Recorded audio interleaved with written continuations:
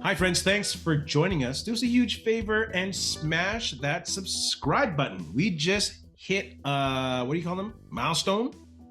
Yeah, for sure. Thank you. 700 subscribers, still climbing to 1,000. If you're not part of the subscription crew, please, again, smash that subscribe button. Benny, where can they find us on social media? Yeah, you can find us at Ray Benny Sports. We're on Facebook, Twitter, Instagram, TikTok. Check us out also on Reddit and Discord. And don't forget, leave us a rating on your favorite podcast provider. And of course, special thank you to our podcast sponsor, Fahrenheit Airbrushing. Stand out on the ice, pavement, field, or in the stands with a custom airbrushed helmet, goalie mask, or any type of project. A local Manitoba business with affordable solutions. Check out Fahrenheit Airbrushing on Facebook or call them at 204-891-7431. And don't forget to tell them that Ray and Benny sent you. Let's get right into it with some CFL talk. Still the buzz on Twitter. Like, it feels like this is getting more buzz than the Winnipeg Jets hitting training camp, which is pretty crazy on my feed. Folks still talking about the changes, field, goalpost, time clock, field dimensions that have been happening to the CFL. What's one word you'd use to describe the changes that are happening in the CFL? I'm going to go with experimental. Because, the reasons they gave for everything, it's going to increase scoring. It's going to, their hope is to bring more people, not to the games, but to be watching more of the games. And you've mentioned it a couple of times, maybe get those TV deals a bit better and you got more people watching on TV, right? So that's a lot of ifs, like if we do this, it'll bring this. So to me, it's just like they're trying things out and they're going to see what's going to happen with them. To me, again, we've talked about this. I don't know if these changes are, in fact, going to make the CFL more profitable. So we'll wait and see what happens with all this. Yeah, I think these changes definitely make the league a little more palatable to NFL fans. And I think, again, I've said this before, more importantly, young Canadians who are NFL fans. They really need to get into that market because they need a fresh bunch of CFL fans that are going to enjoy the game. And I think this is part of it. I think there's a lot more to come down the pipe, to be honest with you. I don't think this is it. Hopefully there'll be some kind of like brand new look, brand new marketing, brand new website, an app maybe for a professional sports league, because that's what they have to do. It's time for them to transition from being a gate-driven league, which has been a dead formula for a long time, to a league that profits on media and merchandise, because that's what most profitable sports leagues are doing. It's not gate, it's TV deal and merchandise. Like nowadays, even with the NFL, the more people are watching it, and it's because of fantasy football. And one of the other big things is about gambling too. Yeah, right. A lot of people are gambling on these games nowadays compared to what they did in the past because it's a lot easier. Now you can do it from your phone. You don't even have to get off your couch. So, it's not necessarily the greatest way of building things, but you almost want to get people doing that on the CFL games. And I know the commercials are over the top. It's just too much about, this is the spread going into the second half. This is it. To me, that's a little bit too much, especially when you got kids watching on TV all the time. But I think that's the way the NFL captured a bigger audience. People don't necessarily care about teams as much anymore. They care about what that player is doing in that game, or what prop bet they put on that game. So that's the biggest thing. Like you say, marketing. That's where the CFL has to now capture this. Absolutely. Now, what's your marketing plan for this? Because that's the next big thing. And the only thing I'm rather scared about is what you're saying is that this is just the beginning of many more changes, which eventually leads down to 4 downs and more changes after that. We've talked about it. It's probably coming. Commissioner Johnson didn't dispute it, and in the past interviews, he was never against 4 downs as well. I don't think the 4 downs is going to happen, to be honest with you. I don't think the Board of Governors will wholeheartedly vote on that. Yeah, that's just my opinion right now. We'll see what happens with these changes, and if these end up being a success, they may be like, okay, let's see what else we can change to even help it. Or if these don't become a success, maybe they'll say, hey, we need to go to 4 downs to do this. Why doesn't any of the media go to the Board of Governors right now and ask them if 4 downs is off the table? Well, that's what someone should do. Stop being scared and ask the Board of Governors, hey, would you vote for a 4 down league? Okay, are they available like that? I know Wade Miller commented on this. Can they just go call Wade up and ask him? Will Wade even answer that? I Well, at mean, least try. Don't be scared. yeah, if Wade, it's a no-win situation really for Wade, I guess, because if you say yes, you're gonna piss even more people off. So you almost got to come out and say no, even if you're thinking that's the way we should go, right? So I don't know if you'll get a right answer out of Wade Miller or other board of governors on this. Well, that's the only way to get their attention and have them accountable. It is for sure. Yeah, they Like if voted they on say approving of no this. now, they say no now, they're not going to just be like, forget what I said before and I'm just going to vote for it. Now that you know, well, my word is eye opener. Now that you know how much passion there is out in the CFL, I'm surprised how many more CFL fans online, especially, are commenting on this. Where are all these people throughout the year? Like, y'all are just going to show up during bad times and controversial times to say your piece. You know how much help fans can be, and especially a league this small. That's another thing with this league. They have to be way more interactive and open to being interactive with fans because look how much buzz there is right now in the CFL. CBC, Sportsnet, all them mofos are calling for people to talk about the CFL. This should be a season-long thing, not just something that comes out of the blue when fans are pissed off. Like, be engaged all the time. All the time. So it's an eye opener to me, the potential of the CFL and being interactive with their fans. Like, it can be paramount to the growth of the league. They shouldn't shy away from online action. No, they should be embracing it for sure. And like you say, they got to capture this cycle right now because I mean, news moves fast, right? Tomorrow something else could come out that grabs everyone else's attention, and they move away from this. They got to kind of capture some of this and build off of this. You got to capture. Yeah, people are angry. They want the league to kind of stay the same. They're okay with certain changes, but they're not okay with these. Other people are like, hey, let's go. Those are great changes. Let's see what else you can do. So Yeah. they got to kind of build off of that and go from there and see if they can get some more butts in the seat or butts in front of TVs or a better TV deal. Yeah, but also, if these fans are that passionate, where are you on game day? Why They're already aren't you there. saying something on game day? Like The one, Twitter trends CFL right now. Why isn't that action happening during game day and throughout the week? yeah, I mean, You can only exactly. come out when it's bad, when you have something bad to say, when you have a problem with it. Come That's support the usually game when what it's good. that is usually when people do speak up when something's Jeez. bad. You know, you go It's to a also restaurant, it's bad food. I'm going to tell everybody about it. goodness, you have a good product and you enjoy it and you support your team, be vocal about that too. Yeah, we'll It's see also what happens with this all. But it's eye-opening how divisive this is actually also. They look at players, former players, coaches, administrators, how, it's I'm not saying it's down the line. It feels right now like it's 65-35 against 2 for the changes, but it's quite the eye-opener now of all these opinions on the league.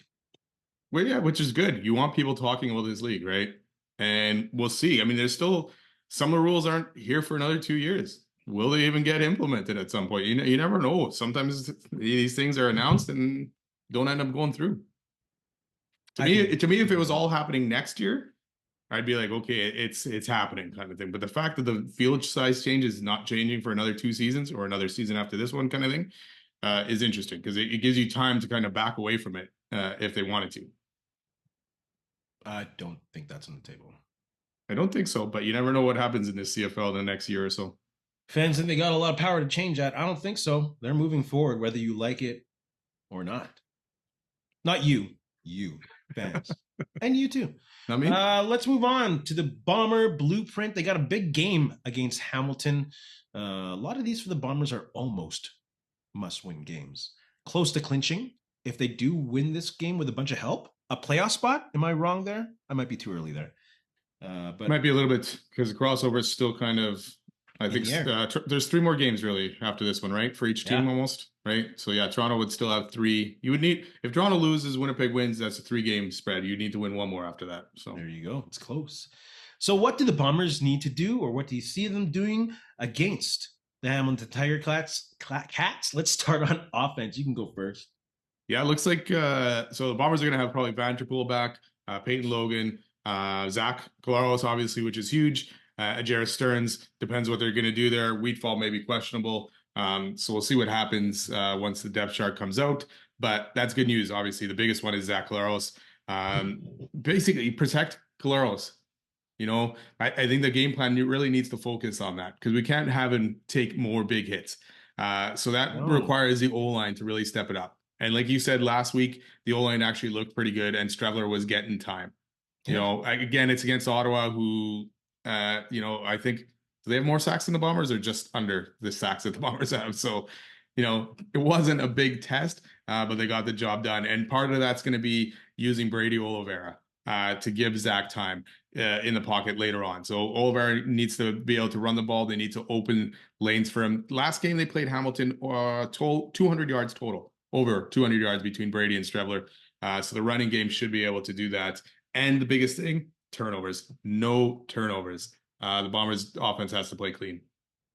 Yeah, Zach Collaros has been a little more careful with the ball than Chris Streveler, but I wouldn't say a huge margin. So Zach Collaros has had a couple games where he's been struggling with turnovers. Like you mentioned, the Bombers have to lean on that running game. Just because Zach Collaros is back doesn't mean that they should veer away from the running game at all. What happened to when Buck Pierce was using the running game and using motion with the running game and using Nick Dembski in the running game. And yes, Dembski's having a great year, and maybe you don't want to put him in harm's way, but you still got Pookie Wilson. You still got, what's his name? Dylan Mitchell, who can be put into motion. And even if they're not getting the ball, have guys in motion so Hamilton is on their heels. Hamilton allows 107 yards plus rushing per game. They cannot stop giving Oliveira the ball in the second half. This is just getting stupid now. It's a pattern that is mind-boggling.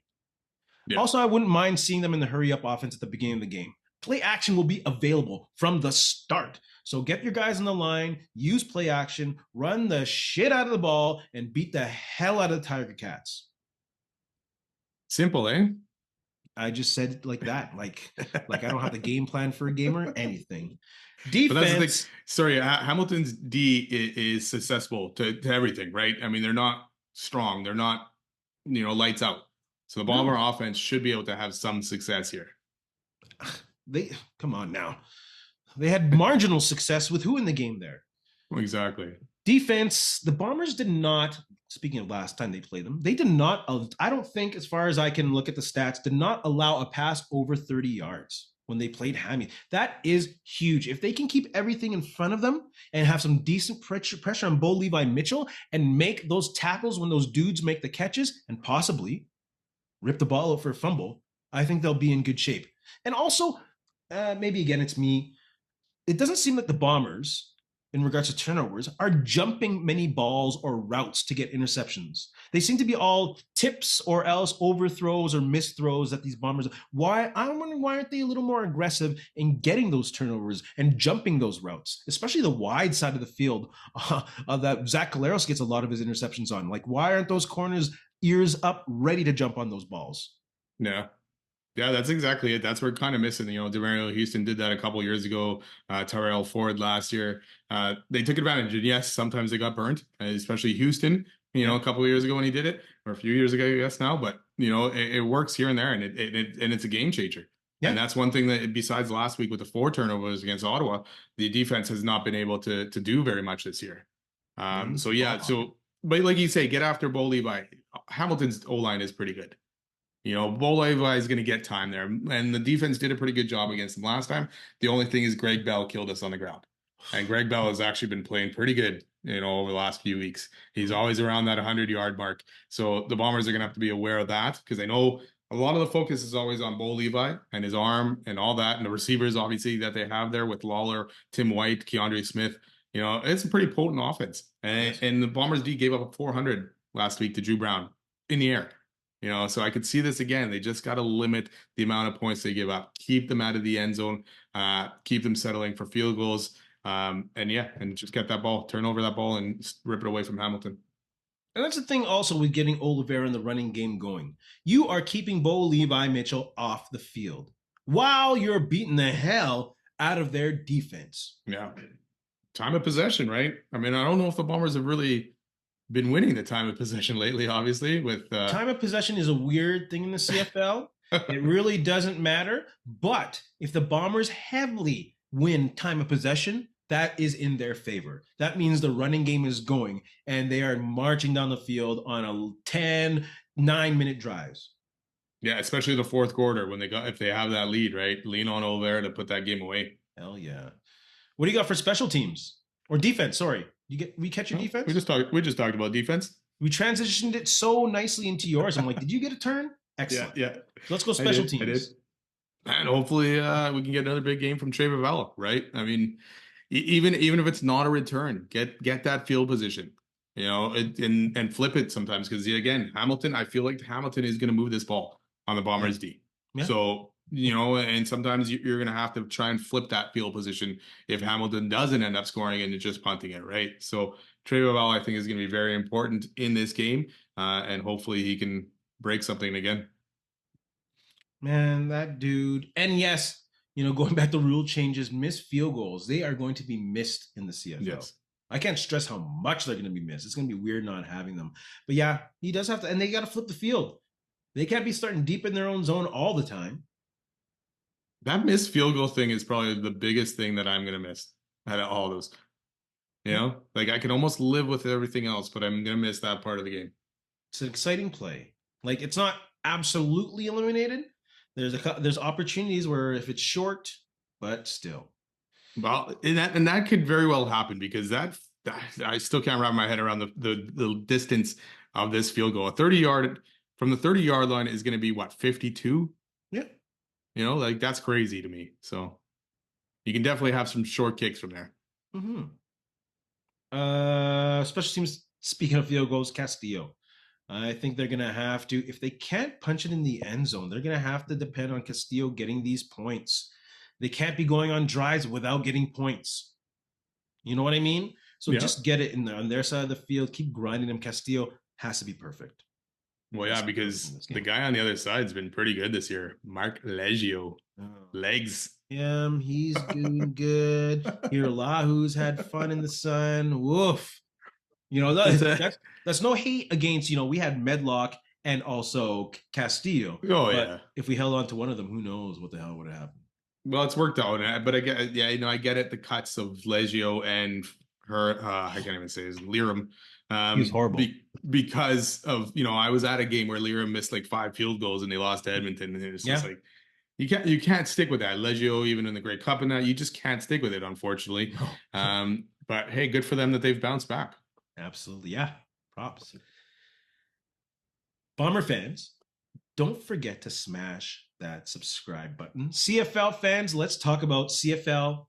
Oh no, we got who's in line to have a big game. I'm all over the place. I gotta get back to work. It's crazy. I'm not even. It's because we're doing this it's too early in the day for us to be recording right now. I got the sun shining through this window. It's like it's crazy. You look like a spirit. It's nuts. I know. Who's in line to have a big game? I'm gonna go with Brady Oliveira, especially if they use him in the passing game. I think he's primed to put up at least 175 yards if the Bombers win, if they give him the ball. 20 times, you know what I'm saying? 20 times. Yeah, I'm not going to disagree there, but I'm going to go with something that's probably going to help him out and name 5 guys. The O-line. The O-line really needs to have a big game, and that'll obviously help Brady and protect Collaros, which I said earlier, because that is the biggest thing. One of the thing is the Bombers, obviously, they're very close to making the playoffs, right? They're 7-7. Like we've talked a lot about the season, like it's been doom and gloom, and the Bombers are right now 2-12 instead of 7-7, right?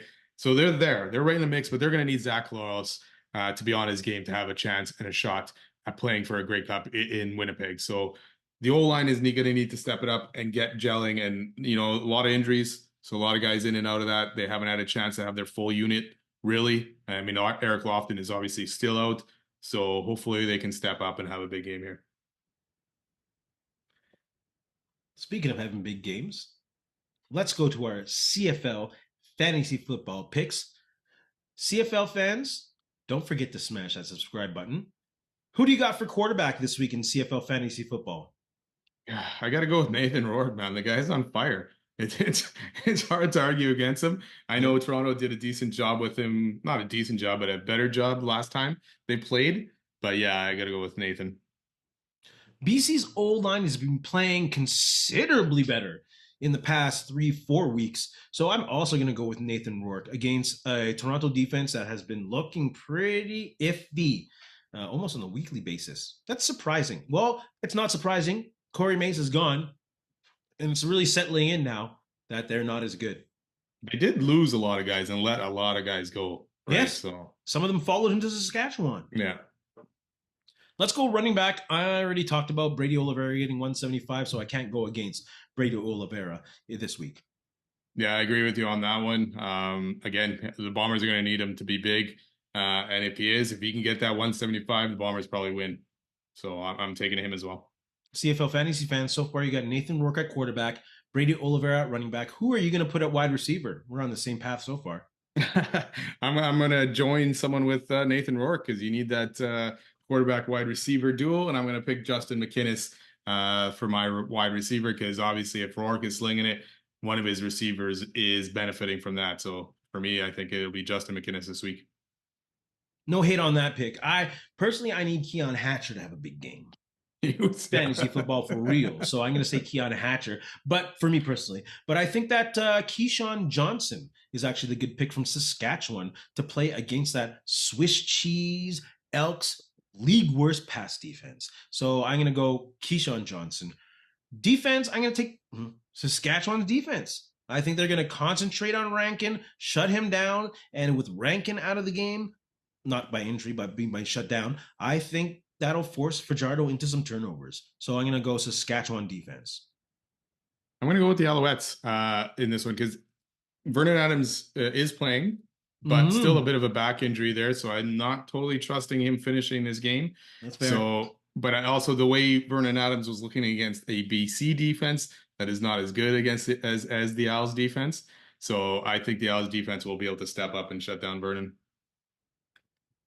CFL fans, we'd love to hear who you have for fantasy football this week. I'm a part of a pretty fun, wicked fun fantasy football league. Hopefully you'll be involved next year. Yeah, for sure. Do they want Ray and Benny in the same league? Oh, gosh. They're just going to hear us argue. Frig, and both of us are going to lose our money.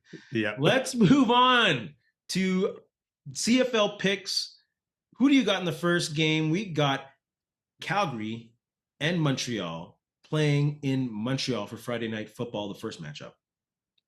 Yeah, I'm taking Montreal on that one. 23-17. They won the first meeting as well against the Stamps. And again, I don't know health-wise where Vernon Adams is in this game, so that worries me quite a bit. Yeah. But I still think, and Davis Alexander is back, right, for Montreal. So, and Calgary's D, though, after getting burnt by BC last week, really need to step it up and show that they are still dominant. So I think they'll keep this score close, but I think Montreal comes out on top. I'm going to go Calgary 27, Montreal 20.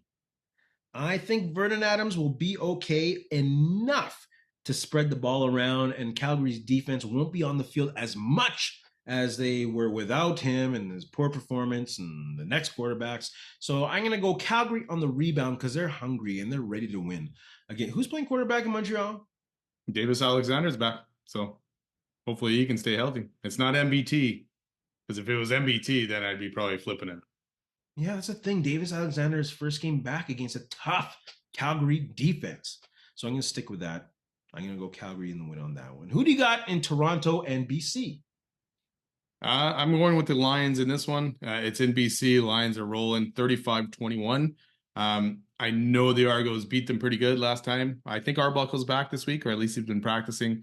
But yeah, I think BC is just on a different level right now than Toronto since when they played 2 or 3 weeks ago. Same here. I'm going BC, and I'm going BC big. I think BC is going to hit 45, and I think Toronto is going to struggle to hit 21. So I'm going to BC 46, Toronto 20. And it's in BC as well. And did you say James Butler is back? It looks like he is limited, so he's available. So we'll see. But still, they didn't need him last week. No. Nathan Rourke picked up the slack and ran, 3 touchdowns in or 2? Yeah, and he had some pretty good runs, too, against Calgary. There was the one touchdown where he should have been tackled at least 3 times, and he did not. That dude's... Man, his comments this week and his gameplay, man, Woo!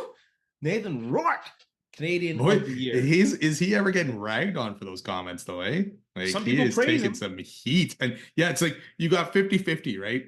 Praise Divisive. and then hate kind of thing. See, it's divisive. You know, it is. Hamilton, Winnipeg in Winnipeg. I'm going to go Winnipeg 26, Hamilton 13. I think the Bomber Wow. defense at home with that sold out crowd again will really play a factor. Again, I'm not concerned with Bo Levi Mitchell with this Bomber defense. I think they'll be on prime, and I think they'll be ready to go, and Zach Caleros will open things up. So double up by the Bombers, 26-13. Well, I also picked 26, but I picked Hamilton to get 26, Bombers to get 23. So I'm riding with Hamilton on this one. Sorry, everybody. I am glad that Zach Caleros should be playing in this game. But like you said before, he has not been very strong lately. And I feel like I don't know, I feel like he's going to be jittery back there a bit. So That's fair. I think Hamilton takes this. But if the O-line plays well, like they played Yes. last week, Yeah. I think he won't be as jittery. I hope so, but I'm also worried for the guy here at this point because he's taken some big hits and has not finished a couple games so far. He appreciates your concern. But But sure does. What a courteous way to say, Milt. Come on, man. Last matchup of the week, Saskatchewan and Edmonton. Who do you got? I'm going, it is in Edmonton, but I'm going with Saskatchewan 27-24.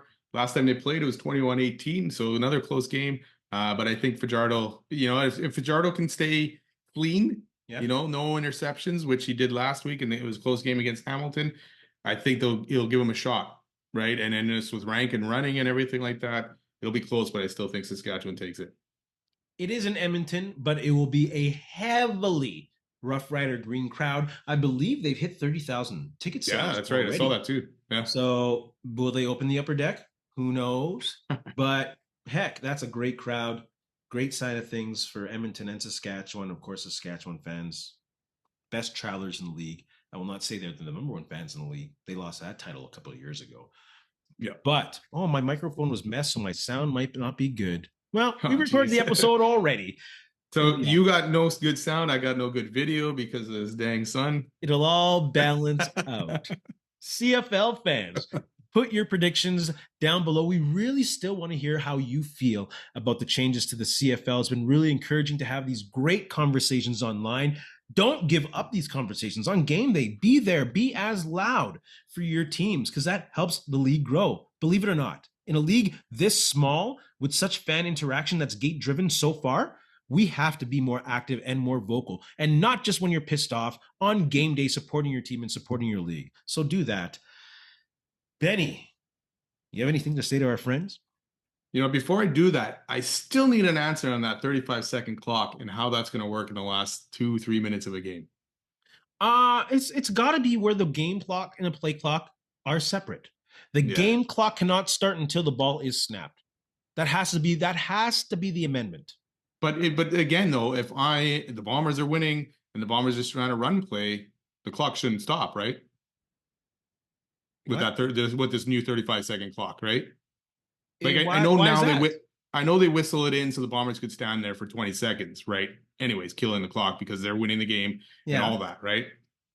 So how's that going to work? Like I'm saying, is that now do they have 35 seconds they can run off now, or can they still only run off 20 seconds? That's what I'm saying. You got to separate the game clock and the play clock. Your play clock starts 35 seconds, yes, but the game clock does not start until you snap the ball. That has to be the rule. But that's not how it works now, though.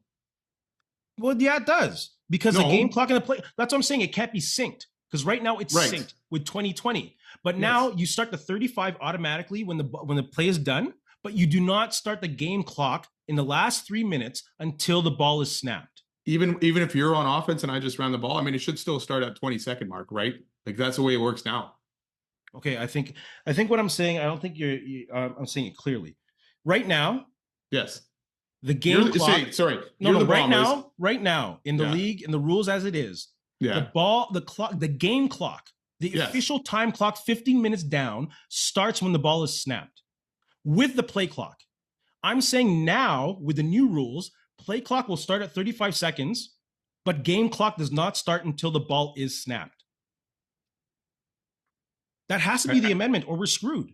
I think we need someone to maybe mediate between the two of us, because right now the Bombers can run off 20 seconds off the clock before they have to run a play, right? They have to obviously snap it at the 1 second mark. No.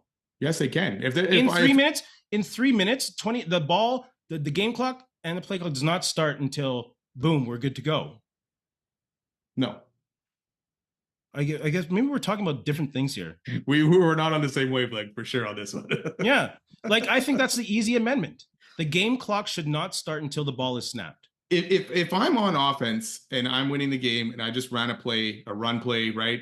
Not an incomplete pass, I should still be able to burn time off the clock. Now I see what you're saying. Yeah. Now I see what you're saying. Right now it's only 20 seconds. Yes. Right? But am I going to be able to burn off 35 seconds? No. Yeah. So that to me will also kill any comebacks in the CFL. That's what the CFL is known for. Yeah. Right?